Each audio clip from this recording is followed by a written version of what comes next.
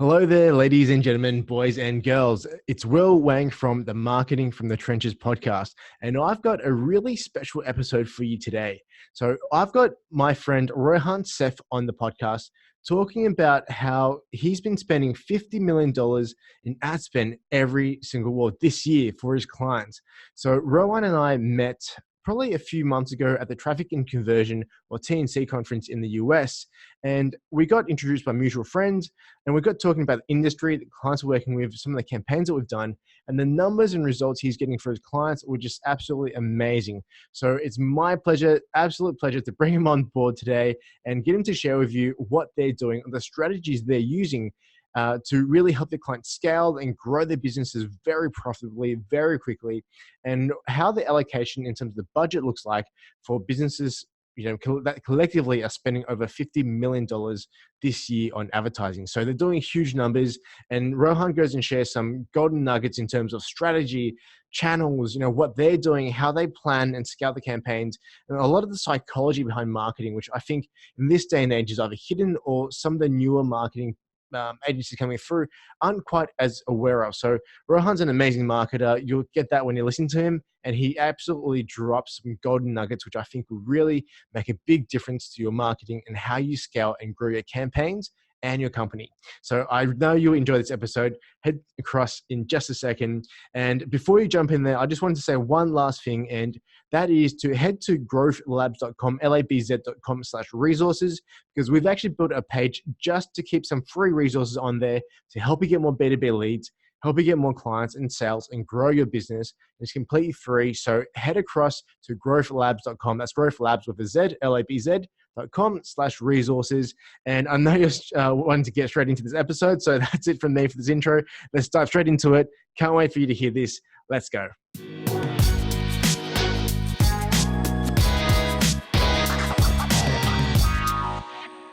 Hey, ladies and gents, welcome back to another episode of the Marketing from the Trenches podcast. So this episode today is a freaking pretty cool one, pretty special one. So I've got my really good friend, Rohan Sheth. Is it Sheth or Sheth? Yeah, you nailed it. I just make sure I pronounce it right. Rohan Sheth on the podcast today. So I'll let Rohan tell you a little bit about what he does, but just a bit of background. We actually met last year, or this year actually, at the Traffic and Conversion conference in San Diego through mutual friends. And as soon as we sat down and had a chat, I realized, man, these guys are doing some serious numbers, working for some serious businesses, getting some pretty serious results. So, dude, absolutely stoked to have you on here. Thanks so much for taking the time. And yeah, man, go ahead and tell us a little bit about your background, what you guys do. Absolutely. Well, first of all, thank you for having me. I think I'm the first non-Aussie on this podcast from what I've been told. So this is taking the virginity of the Australian podcast for Will here. But no, man, definitely thank you for having me. So we met TNC earlier this year, one of my favorite conferences every single year to attend. Not only does the partying is good, but the networking like yourself is actually phenomenal every year. A little bit of myself, I run a company called GrowRev Digital. That's one of my companies, the agency that we run, which is the biggest company that I currently manage. I got another company in software space called Direct Heroes. We can touch on that later on if we want to, because I think a lot of people are going to love that as well from the podcast. But GrowRev Digital, we've been running that with my business partner, Matt, for about 5 years now. We're currently managing around, this year we're on track to probably hit $50 million in managed ad spend just this year alone. Some big numbers. So what we'll end up doing, at the end of the day, the biggest thing that we've kind of put ourselves into a niche and we've done really well in is multi-network traffic. And the reason we went down the multi-network omnipresence style, because that's such a big buzzword now, is omnipresence. I've been using that since 2015 when we've been doing it, is because, when Facebook and Google were good, they were always going to be good. But at some point, Facebook was going to come to an end.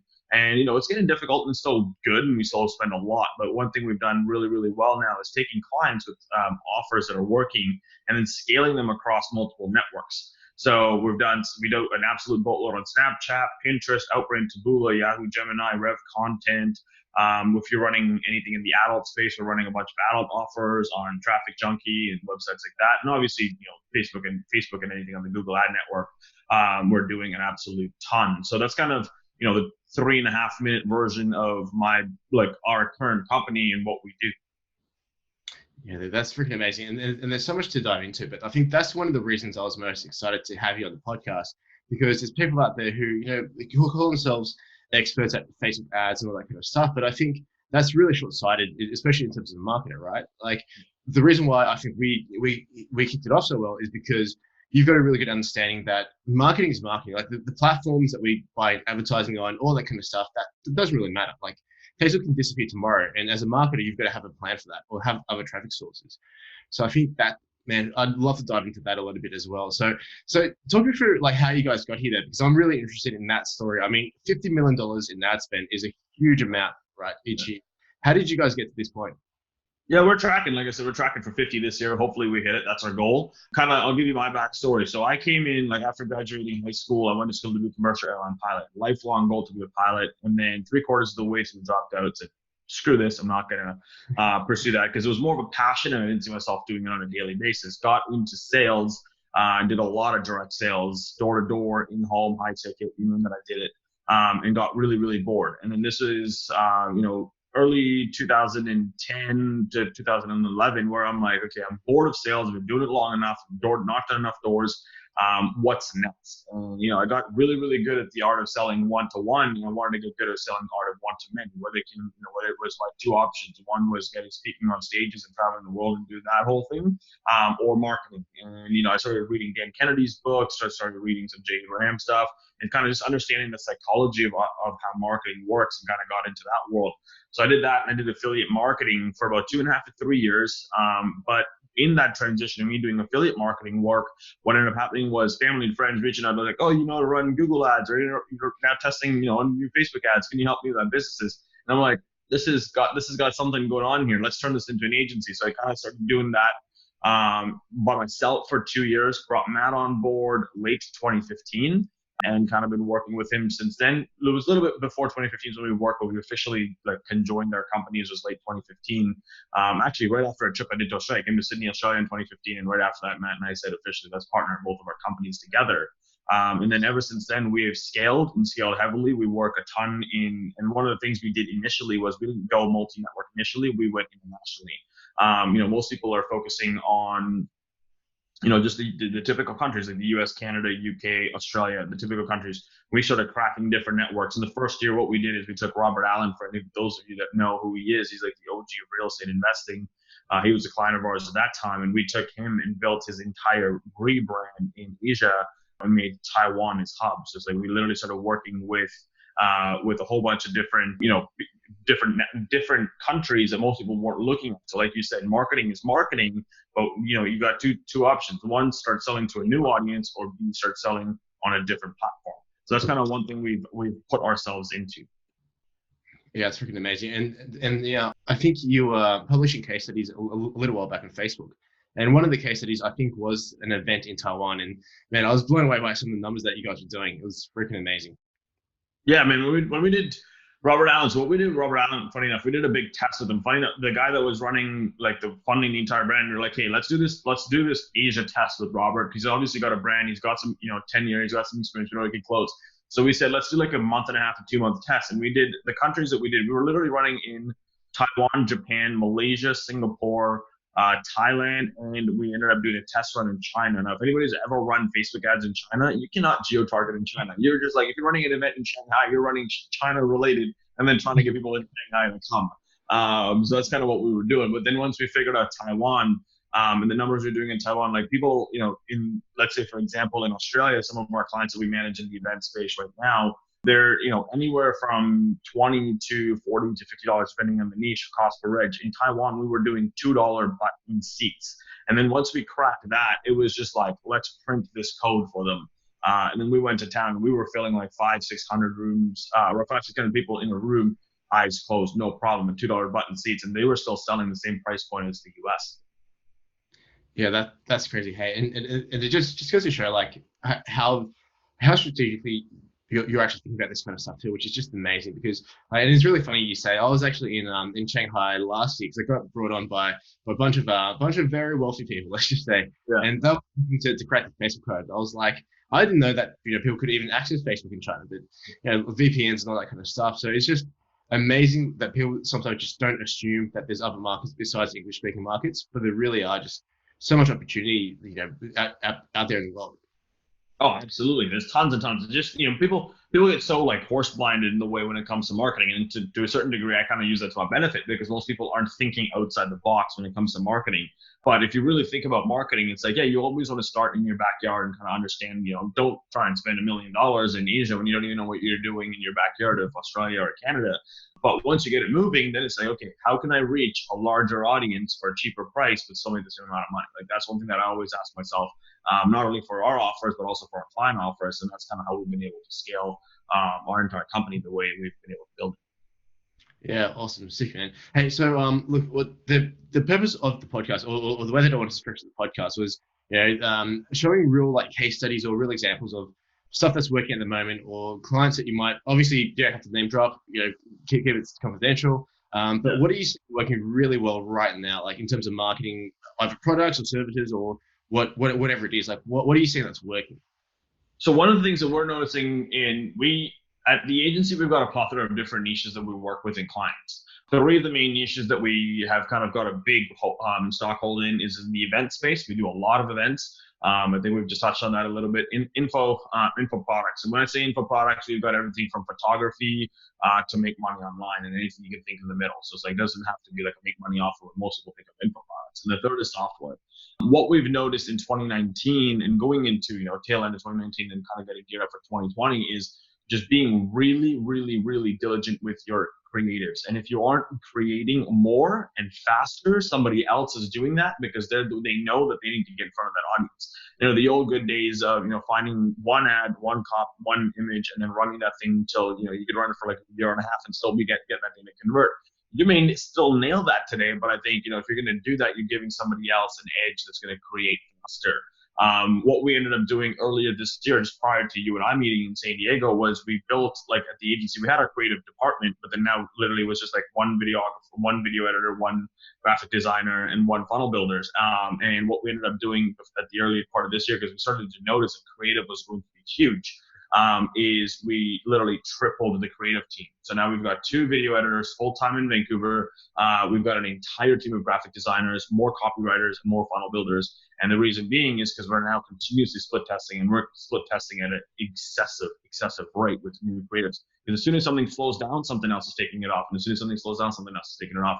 And that's what you have to be when buying media today. Yeah, that's crazy, and that's so cool, and it's really good to see it because I think for me it feels like the golden age of Facebook ads, and we'll touch on this a little bit because everyone's kind of still in the mindset of Facebook, but I think the golden age where you can go on, slap something up there, and more often than not drive a profit from it. I think that's kind of starting to be over. So it really is about what I really think this is a really good time for good marketers to shine, and the crap just kind of floats to the bottom or sinks to the bottom, right? Absolutely. And it's one of those situations where it's coming back to the old school days of like true direct response marketing, right? Go back to like when people were like Dan Kennedy and, Gary Halbert and all those guys were running like direct mail ads. It's like you didn't know what was going to convert. You were just buying a list and throwing spaghetti at the wall, but you had to be really, really good with your copy. You be really, really good with your calls, and just understanding, one of the things that we've also focused on that most people do not focus on, because Facebook was so good during its golden age, it was kind of that it was so easy that like you said, you just put something up and it would just print money, almost. But it's coming to a point where it's like understanding your audience and understanding where their levels of awareness are. Because if you don't understand where their levels of awareness are, like Eugene Schwartz talks about this in his book, Breakthrough Advertising, and it's like understanding who you're talking to and what are you saying to them. Because if not, and what the story is going on in your head, because if not, you may as well take that, ad money that you're spending and just light it on fire and put it on YouTube because you might go viral quicker doing that than trying to run Facebook ads. Yeah, awesome. Sick. Okay, cool, man. So let's dive into some of the tactical stuff. So let's talk about, I think the thing that I'm most interested in, and I'm going to be selfish and kind of direct this into a learning session for me, but I'm really keen to understand some of the other networks that you're playing with. I know that you guys do a lot on Outbrain, Taboola, those sorts of networks. Like, why did you choose those? And what have you seen from using those networks extensively? So one of the things we went down the native route was because Matt's my business partner and he manages the entire media buying team. He comes from massive, and maybe you could do a podcast with him and the companies that he's worked with, because you know who he's worked with prior to me and him partnering and his experience there. So one of the things that he did was he was doing native a long time ago. And one thing we realized was native was so cheap once you crack it, and it just becomes this omnipresent network. And then we were able to figure out how to use it for remarketing and kind of being that stage 7 clinger ex-girlfriend that just doesn't leave you alone on the internet.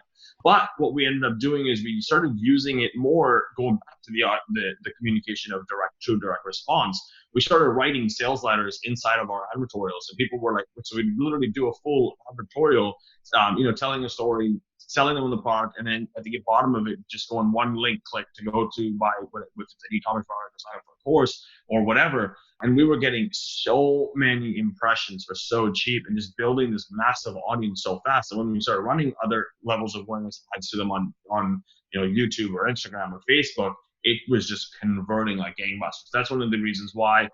Part 2 of it too is like, for example, when you're running on those networks, you can advertise on that on websites like MSN.com, which is one of the best websites to advertise on, depending on the offer. And then MSN.com or Yahoo Finance or any of the other ones, especially if you're running a info product offer, for example, if you're running in that space, that's a credible source putting your ad on their page. And if someone clicks on that, if they're in their head, they're coming from a credible source. So you're linking that to you. So there's multiple facets of it, not just media buying side of it, but there's also human psychology of where it's coming from. And that's kind of why we liked that world.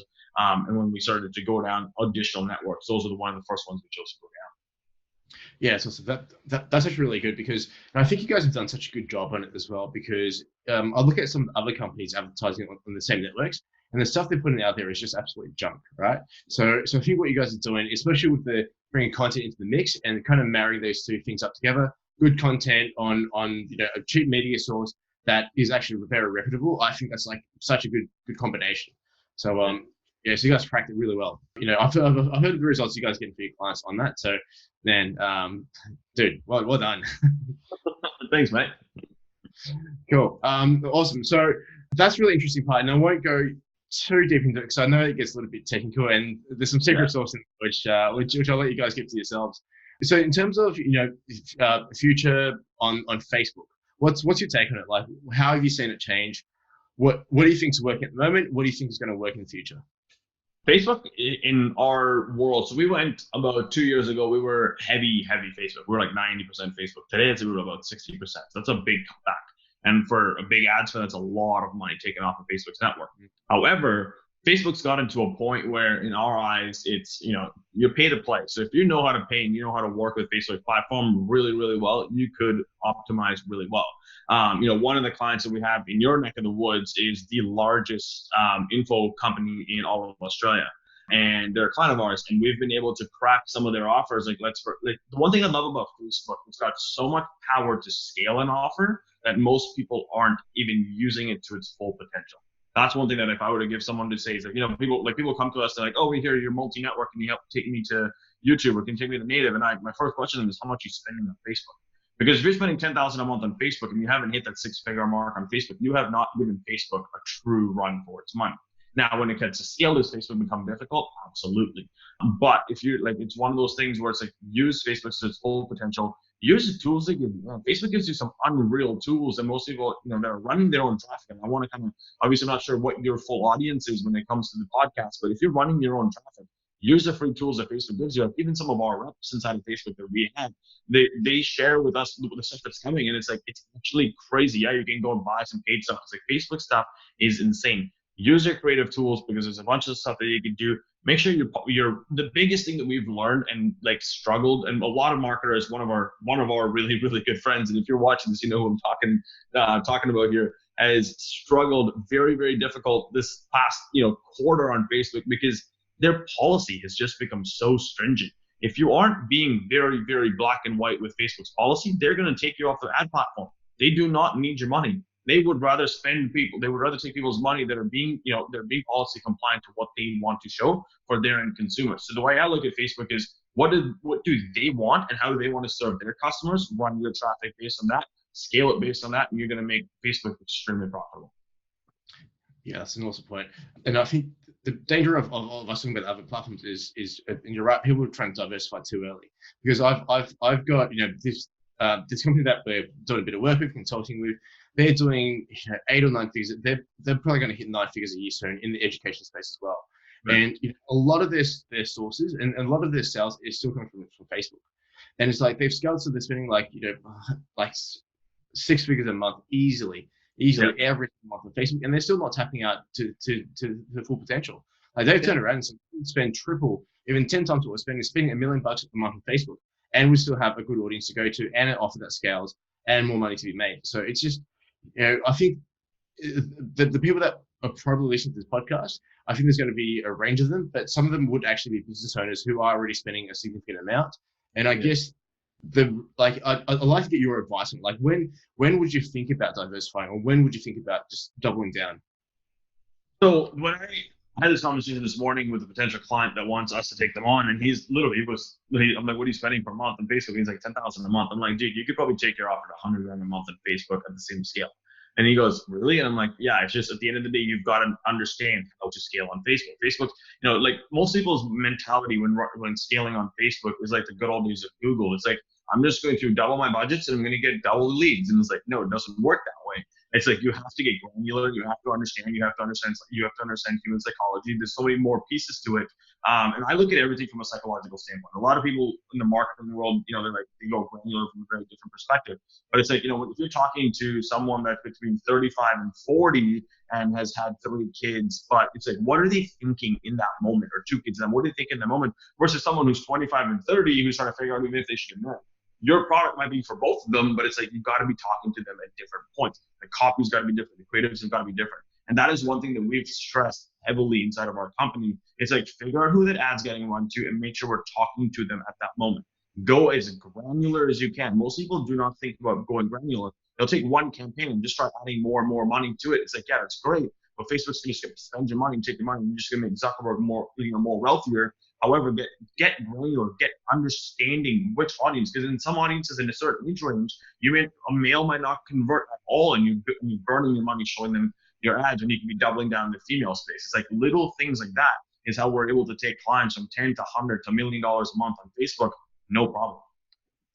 Yeah, that's awesome. And I think that's such a good point as well. Just bringing it back to the psychology, right? Because sometimes people get lost in numbers. They go, well, he's my click-through ratio, he's my customer acquisition, but that's important, but it's not really about that, right? Like, it's about understanding that. So for people at the end of the day looking at your ads, so you got to understand the psychology of what makes them click, what makes them buy. So I think that's such an important point.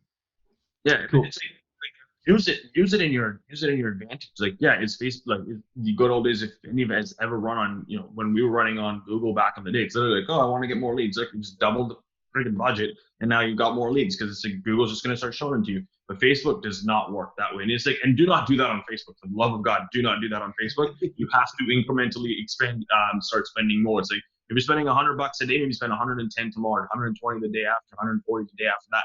Incrementally increase your budgets, because if you just go from 100 to 200, you've just given Zuckerberg an extra 100 for no difference. Yeah, awesome, dude. I think I might have to do a separate podcast episode entirely on scaling, because that's like the way that Facebook ads scale.